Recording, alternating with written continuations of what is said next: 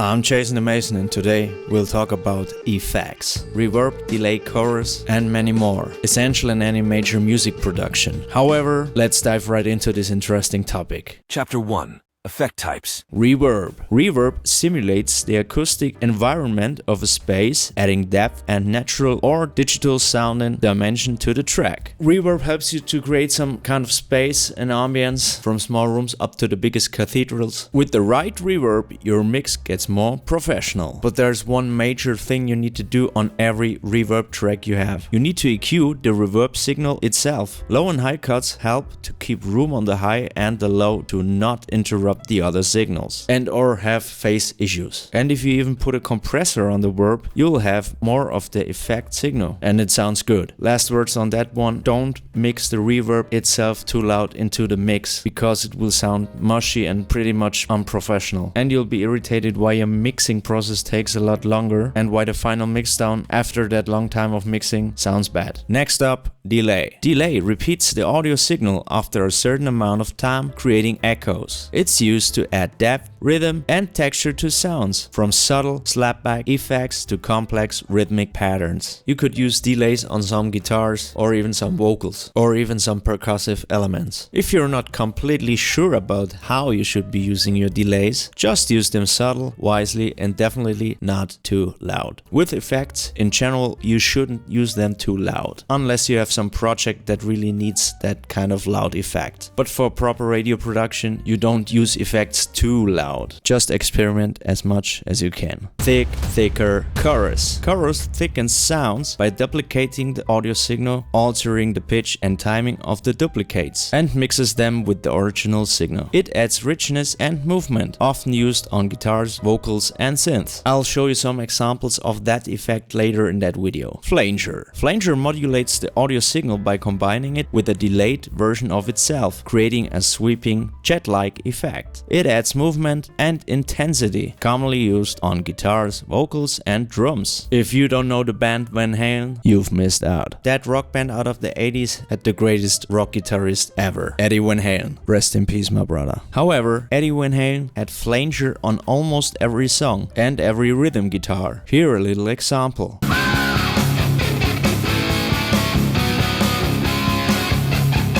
As you see, flanger is an effect you totally should check out. Next up, phaser. A phaser creates a swirling, sweeping effect by splitting the audio signal into multiple phase shift versions and blending them together. It adds depth and movement, often used on guitars, synths, and vocals. Distortion. Distortion adds grit, edge, and aggression to sounds by clipping or saturating the audio signal. It's used to create crunchy guitar tones, aggressive bass lines, and gritty synth sounds. You probably know that effect out of some rock songs where there's a lot of distortion on the rock guitars. Noise gates. Noise gates cut off or reduce the volume of audio signals below a certain threshold, eliminating background noise or unwanted sounds during silent passages. It's used to clean up recordings and create tight, punchy sounds. Also, if you have something like a noisy live situation, gates and expanders are the things that will help you. Expander is the softer version of a noise gate. It drops the unwanted background noise to a specific level, but doesn't cut completely. It's some kind of a soft gate. If you have recorded drums and the kick and the snare are interrupting each other, possibilities are high that they are both almost at the same loudness level. So you can't use a noise gate, because if you put the threshold up to the loudness of the kick, your snare also vanishes. Use an expander and make the best out of that situation. Last up, pitch shifter. A pitch shifter alters the pitch of audio signals, either up or down, while maintaining the original tempo. It's used for creative pitch effects, harmonization, and creating artificial double tracking. If you have like a cool house or EDM track and you want to get creative, you totally should use a pitcher. Create some low vocals, some high squeaky voices, or whatever. Be creative. It often pays off and makes your production listen worthy, and at best professional. Chapter 2.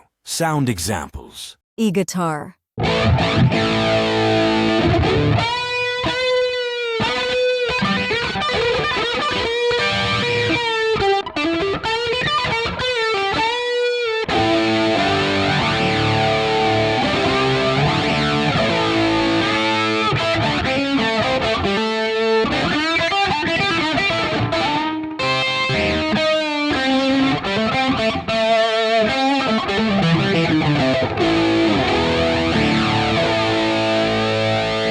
Synthesizer.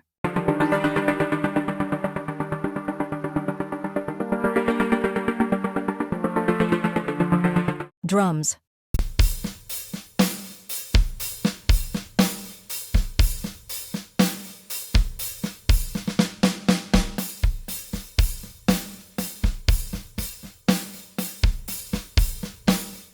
Vocals. Let me in, don't let me go. If you let me in, don't let me go. If you let me in, don't let me go. If you let me in, don't let me go. Bass guitar.